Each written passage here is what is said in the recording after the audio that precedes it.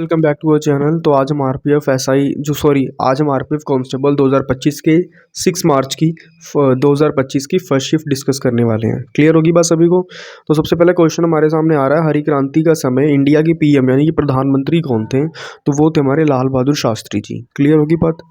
उसके बाद अगर सेकेंड क्वेश्चन की बात करें, उसमें लिखा है पेमा खांडू ने अरुणाचल प्रदेश के सीएम के रूप में शपथ कब ली थी? तो पेमा खांडू कौन है? अरुणाचल प्रदेश के सीएम है। उन्होंने ली थी 13 जून 2024 को शपथ। क्लियर। थर्ड क्वेश्चन आ रहा है, विटामिन्स यानी विटामिन्स की डिस्कवरी कब हुई थी? तो वो हुई थी 1912 में। और किसने करी थी? कैसिमिर फंक ने करी थी विटामिन की डिस्कवरी। ठीक है। अब क्वेश्चन नंबर 4 के ऊपर डिस्कस करते हैं। क्वेश्चन नंबर 4 में क्या लिखा है? एक सेकंड, थोड़ा सा ऊपर कर दूं इसे मैं। हाँ जी, अब ठीक है।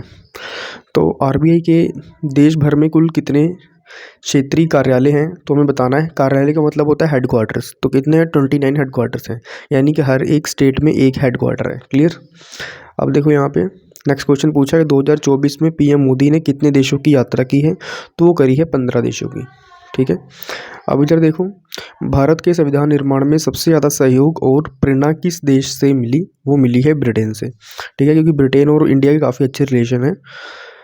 आगे नेक्स्ट क्वेश्चन है, भारतीय संविधान का आर्टिकल 40 किससे संबंधित है? तो वो संबंधित है ग्राम पंचायत से। क्लियर होगी बात सभी को।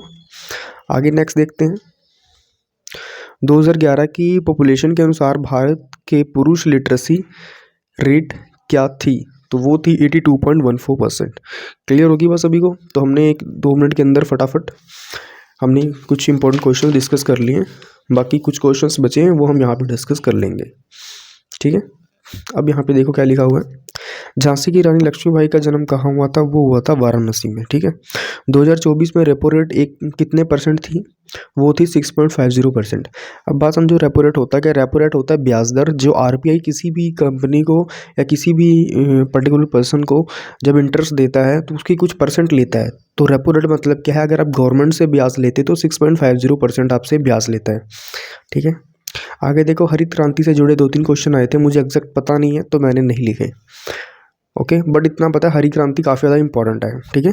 Green revolution, it is very important. आगे देखो, 1857 की क्रांति में गोरखपुर से कितने नेतृत्व किया था? तो 1857 की जो क्रांति थी उसमें गोरखपुर से किसने नेतृत्व किया था? नेतृत्व मतलब किसने टीम को लीड करा था? वो करा था महमूद हसन और बाबू बंधु सिंह ने। ठीक है। आगे देखो, एक सेकेंड यार। हाँ, अब ठीक है। इनमें से कौन सी सामग्री मिश्रण का उदाहरण है? वो है CO2 और H2O, मतलब कार्बन डाइऑक्साइड और वाटर। ये आपस में इजीली मिक्स हो जाते हैं। आगे देखो, नेक्स्ट क्वेश्चन आ चुका है, अकबर का राजस्व मंत्री कौन था? वो था टोडरमल। ठीक है। आगे देखो, something happen on the way to heaven किताब किसने लिखी थी? वो लिखी थी सुधा मूर्ति ने। ठीक है। आप देखो, आप में ना बुक्स एंड ऑथर्स के भी नेम आ रहे हैं, तो आपको इनको भी अच्छे से पढ़ना पड़ेगा। आगे देखते हैं, आगे पूछा गया है, किसका मंत्रिमंडल सबसे मजबूत और निर्णायक माना जाता है? वो है इंदिरा गांधी का। इंदिरा गांधी का जो मंत्रिमंडल था बहुत ज़्यादा मजबूत था और बहुत ज़्यादा निर्णायक। निर्णायक मतलब होता है ईजिली किसी भी चीज़ को डिसीजन ले लेना, वो भी अच्छा डिसीजन लेना, उसे बोलते हैं निर्णायक। क्लियर होगी बात सभी को। और इंदिरा गांधी भारत की फर्स्ट फीमेल क्या थी? PM थी, यानी प्राइम मिनिस्टर थी। क्लियर।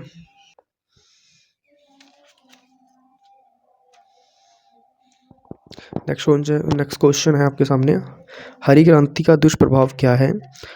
तो इसका है भूजल स्तर का ह्रास, मिट्टी की गुणवत्ता में गिरावट, बढ़ी हुई इनपुट लागत। अब होता है क्या, जो हरी क्रांति है उसमें क्या होता है, उसमें बहुत सारे पेस्टिसाइड्स, बहुत सारी फर्टिलाइजर्स यूज़ होती हैं। कहने का मतलब कीटनाशक दवाइयाँ। और कीटनाशक दवाइयों से क्या होता है, जो मिट्टी में केंचुए होते हैं वो सारे के सारे मर जाते हैं, जिसे हम इंग्लिश में अर्थवर्म बोलते हैं। तो मेनली इसमें उसमें होता क्या, मेनली जो मिट्टी की जो गुणवत्ता होती है, जो मिट्टी की उपजाऊ शक्ति होती है, वो सारी की सारी ख़त्म हो जाती है। तो इससे सबसे जो मतलब मेन लॉस क्या होता है, जो हमारी मिट्टी है उसकी जो क्वालिटी होती है बहुत ज़्यादा गिर जाती है, मतलब बहुत ज़्यादा लो हो जाती है क्वालिटी। उसकी वजह से क्या होता है, जो मिट्टी की जो क्वालिटी है वो तो गिर ही जाती है, और साथ में क्या होता है कि हमें बहुत ज़्यादा पैसे लगाने पड़ते हैं खेतों में, यानी कि हमें दवाइयाँ खरीदनी पड़ती हैं, वो दवाइयाँ डालनी पड़ती हैं। नहीं तो ऐसे क्या होता था, जो उनसे केंचुए होते थे वो अपना काम कर देते थे। ठीक है। अब नेक्स्ट क्वेश्चन पे चलते हैं, 1991 में मिनिमम सपोर्ट प्राइस यानी कि MSP पर क्या प्रभाव पड़ा था? उसकी गिरावट हुई थी। क्लियर। आगे देखो नेक्स्ट क्वेश्चन क्या पूछा गया है। यदि वायु का दबाव कितना कर दिया जाता है तो वायु का भार दुगना हो जाएगा। अगर हम वायु का दबाव जो प्रेशर अगर हम डबल कर देंगे तो जो उसका भार है वो भी डबल हो जाएगा। ठीक है, अब आगे देखो, उत्तर प्रदेश सरकार किसके साथ सहयोग करके शिक्षा के क्षेत्र में सुधार करेगी।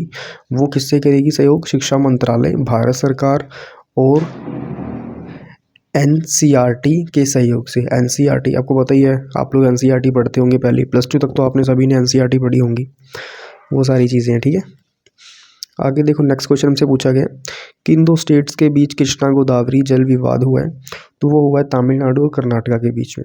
कॉन्स्टिट्यूशन मतलब होता है संविधान। कॉन्स्टिट्यूशन में पूर्ण रूप से मौलिक अधिकारों की सबसे पहले मांग किसने की थी?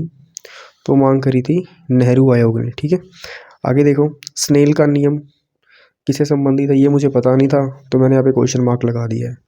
ठीक है, चलिए फटाफट अगले क्वेश्चन की तरफ चलते हैं। नेक्स्ट क्वेश्चन की तरफ आ चुके हैं, इसे भी डिस्कस कर लेते हैं फटाफट। इंडिया में यूनियन टेरिटरी मतलब केंद्र शासित प्रदेश लक्षद्वीप में कुल कितने डिस्ट्रिक्ट हैं? तो वो सिर्फ एक ही डिस्ट्रिक्ट है, क्योंकि लक्षद्वीप बहुत ज़्यादा छोटा है। शिवाजी कौन से वंश के थे? तो वो मराठा वंश के थे। ठीक है, नेक्स्ट क्वेश्चन हमसे पूछा गया आरबीआई ने नियमों के उल्लंघन के लिए किन दो बैंक पर जुर्माना लगाया? वो लगाया था नैनीताल बैंक और उज्जीवन स्मॉल फाइनेंस बैंक में। क्लियर, आगे देखते हैं, एक सेकंड थोड़ा सा ऊपर कर दूं मैं। हाँ अब ठीक है, अब देखते हैं, आपातकाल के दौरान निम्नलिखित में से कौन सा आर्टिकल निलंबित नहीं किया जा सकता? वो है आर्टिकल 20 और आर्टिकल 21। ठीक है, आगे देखो, मौर्य काल में कौन सा कर लगाया गया था? वो लगाया था सीता भाग प्रणाम प्रणाय हृदय बलि यात्रा वेतन टोल टैक्स नियम शुल्क आयात निर्यात कर। क्लियर होगी बात, ये आपके सामने आ चुका है। आगे बात करते हैं क्विंटल किसको नापने का मात्रक है? वो है वजन का। ठीक है, अब आगे चलते हैं फटाफट। भारत के कॉन्स्टिट्यूशन के आर्टिकल 37 में क्या है? वो है राज्य नीति के निर्देशक सिद्धांत यानी डीपीएसपी। क्लियर, ये लिखा हुआ है डीपीएसपी। डीपीएसपी का मतलब होता है directive principle state policy. I hope आपको जितने मैंने क्वेश्चंस कराए हैं आप सभी को पता लग गए होंगे। तो आज हमने टोटल 30 क्वेश्चन डिस्कस कर लिए हैं जो आपके एग्ज़ाम में पूछे गए थे। और अगर आपको कोई भी दिक्कत परेशानी आई है इन चीज़ों में रिगार्डिंग तो आप मुझे मतलब कमेंट करके अपना क्वेश्चंस मतलब शेयर कर सकते हैं और मैं पूरी कोशिश करूँगा आप सभी को इसका आंसर देने की। ठीक है, तो अभी रिसेंटली हमारा टेलीग्राम चैनल बना नहीं है तो हम जल्दी टेलीग्राम चैनल भी बनाएंगे और जितनी भी आपके क्वेरीज जितने भी आपके क्वेश्चंस होंगे वो सारे के सारे हम सॉल्व करने की कोशिश करेंगे। ठीक है, और अगर आपने चैनल सब्सक्राइब नहीं करे तो फटाफट पहले चैनल को सब्सक्राइब कर लें क्योंकि आपकी बहुत ज़्यादा हेल्प होती है इस चैनल से। और अगर आप सब्सक्राइब कर लोगे तो जो भी हम डालेंगे जो भी अपडेट्स डालेंगे वो आप सभी के पास फटाफट पहुंच सकेगी और आप लोग की बहुत ज़्यादा हेल्प भी हो सकेगी। ठीक है, चलिए ठीक है, मिलते हैं नेक्स्ट वीडियो में। Till then goodbye everybody, take care, अपना ख्याल रखें और अच्छे से पढ़ाई करते रहें। सभी को राम राम।